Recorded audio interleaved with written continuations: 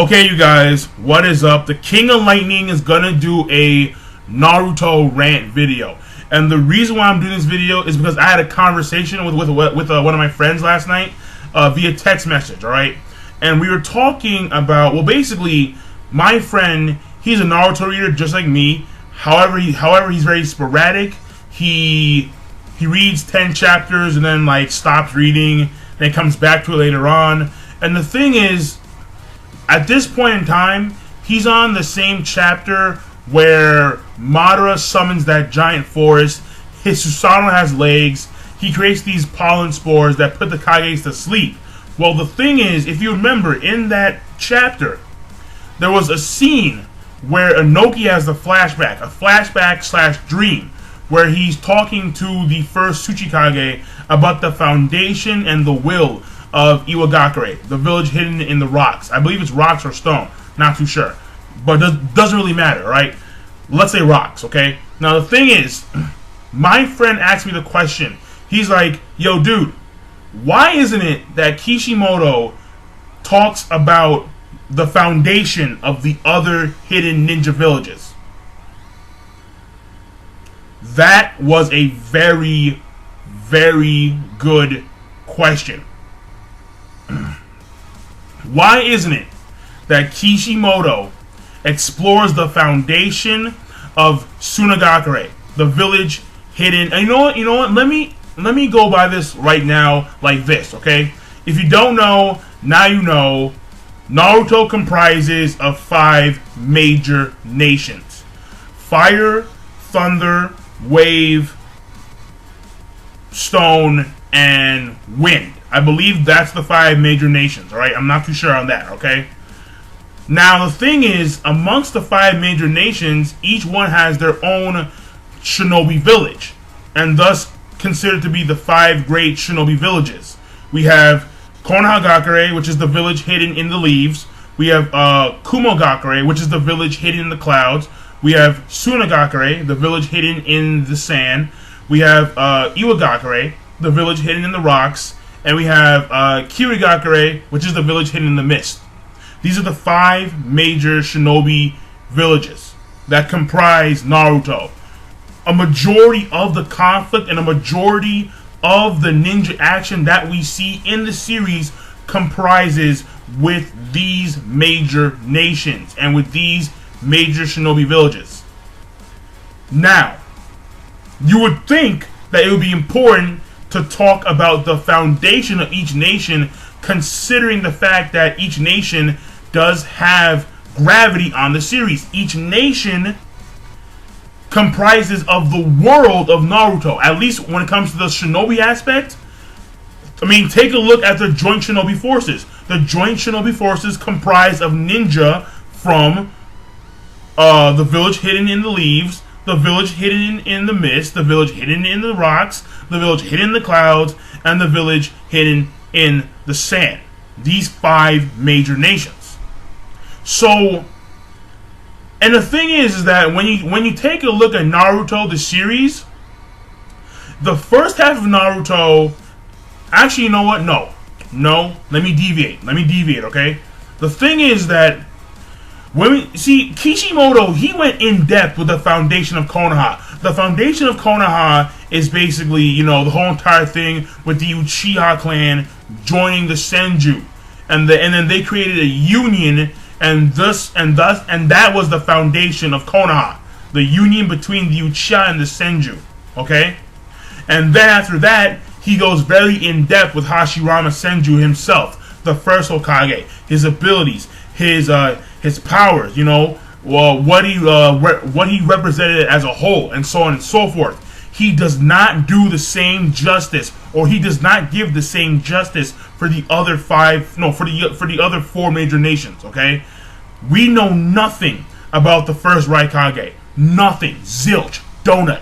We know nothing about the first Mizukage, nothing at all.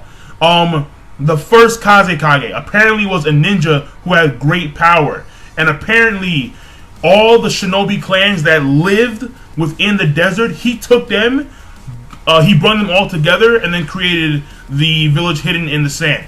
That's it. That's all we know. That's not in depth at all. We have no idea what his name is. We have no idea what his abilities were. We have nothing. Also, the first Tsuchikage. Apparently, and this right here is filler material. It's filler. It's not guaranteed in the manga. This is from an anime filler. Apparently, during the whole entire 2-year filler between Naruto and Naruto Shippuden, apparently the first Tsuchikage was a member of the Kamizuru clan. The Kamizuru clan were the guys that could control bees, the bee dudes.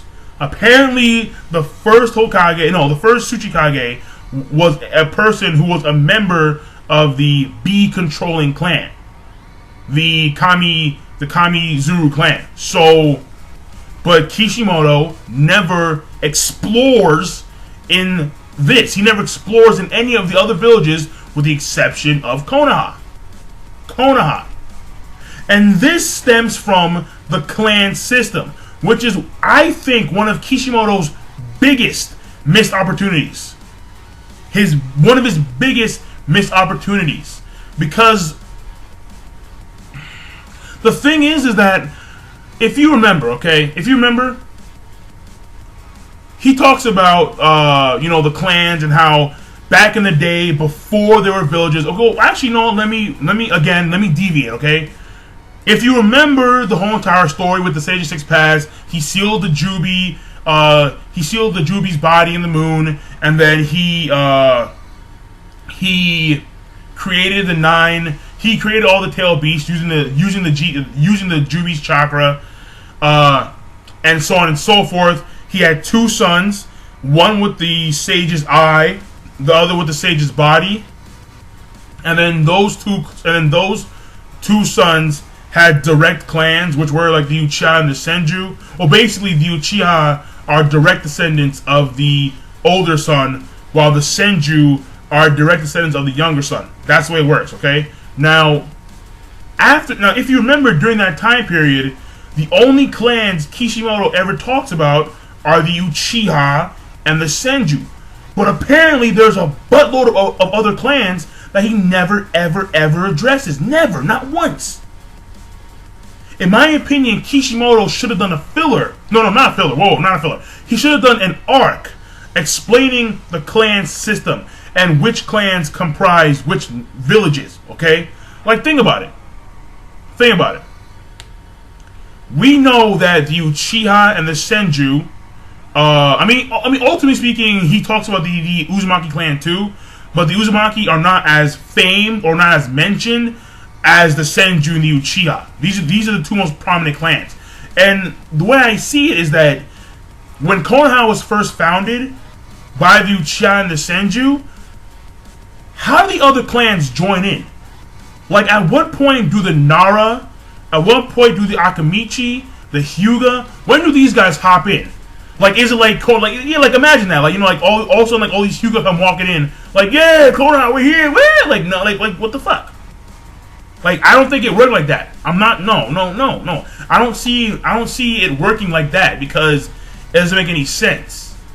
There had to be a system, there had to be a union, a coalition of all these clans and how they immerse themselves within Konoha. But he never explains that. He never goes in depth with the clan system.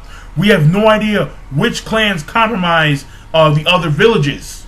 Like, someone told me that apparently Haku's clan, the one that can control ice, apparently they're one of the foundation stones. Yeah, foundation stones.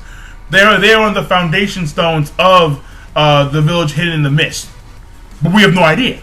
We have no true idea because Kishimoto himself never actually went in depth with the clan system. Also, I do want to say that the whole entire, because the thing is that since the Sage of Six Paths started the whole entire ninja concept, and since he had 2 sons, every clan at some point is related to these 2 sons. The Hyuga clan may be descendants of the older son, considering the fact that they have ocular powers. Notice how, again, the Uchiha may be direct descendants, But the Byakugan may be a descendant of the ocular powers of the Rinnegan that the the Spiral Rinnegan that the older son had. Otherwise, because it's not like one day the Hyuga woke up and said, "Yeah, Byakugan, what now, bitch?" Like no, like that did not happen. It was a trait that passed through the gene pool that either mutated or was morphed at some point. Maybe the Rinnegan separated into two other ocular powers, the Sharingan and the Byakugan, which would make the Byakugan a direct descendant of the Rinnegan. Why? Because the Byakugan is considered to be one of the three great ocular powers of the ninja fucking world. But Kishimoto, once again, never explained this. He never, ultimately speaking, the whole entire eye concept, the eye concept, for me, is not a big deal. I'm over it. I understand the fact that when you have a Sharingan or a Rinnegan, you are powerful as shit. I understand that, okay? The Byakugan gets no love, fine. Alright, I'm over it. But the clan system itself should have been explained. The foundations of each of the villages should have been explained, considering the fact that they are the foundation. They are the foundation of the world of Naruto. Especially if Naruto wants this world peace. If Naruto wants world peace, then how the fuck are we not going to know about the foundation of each of the villages themselves? Like, what the fuck? No. If Naruto wants world peace, if Naruto becomes Hokage, and then there's going to be everlasting peace according to the prophecy, then we should at least know how each of these villages started. What's their foundation? What's their backstory? Are there any hidden secrets? And so on and so forth. They should know this kind of stuff for world peace. There can be no secrets in peace. No. Peace and secrets don't coincide. They don't coincide. Okay, that's the word, coincide. They don't. So, I'm just saying, ultimately speaking, that in my opinion, Kishimoto should have explored the clan system that resides within Naruto. I would love to know why some of the clans, like Jugo's clan, why are these clans rogue? Like, where the fuck did they go?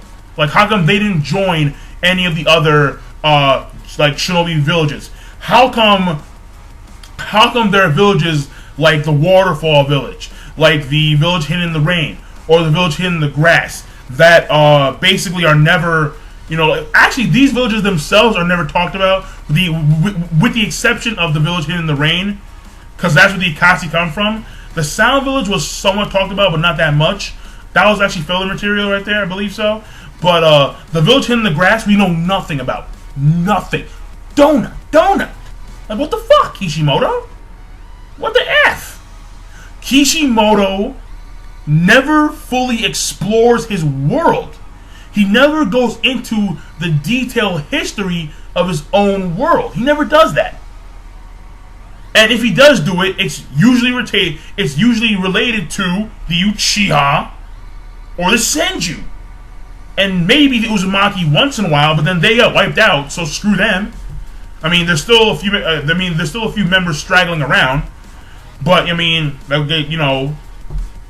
never explains how the Hyuga, the Nara, the Izuna clans, how they joined Konoha, like what was their process, and so on and so forth. He never goes in depth with this stuff. The fact that there are pre-Mikages that we don't know about, hence the first Mizukage and the first Raikage. In my opinion, that is one of Kishimoto's biggest missed opportunities. The clan system and the foundation of the villages themselves. So my friend enlightened me on something that I forgot about a long time ago. But now that I know, Kishimoto. I doubt that. I highly doubt that Kishimoto is going to start addressing the first Raikage and how he struggled through in order to make the village hidden in the clouds. Or he's going to talk about the first Kazekage and how he had a struggle in order to unite all these clans that lived in the desert together. Or how the first Mizukage had a struggle in order to get the village hidden in the mist together. I highly, highly doubt it. But that being said, I'm done ranting. I'm done. Alright? Give me your thoughts on this. In my opinion, one of his biggest missed opportunities. It really is. It really is. So I'll see you guys later. King of Lightning. Rate, comment, subscribe. Peace. Signing off.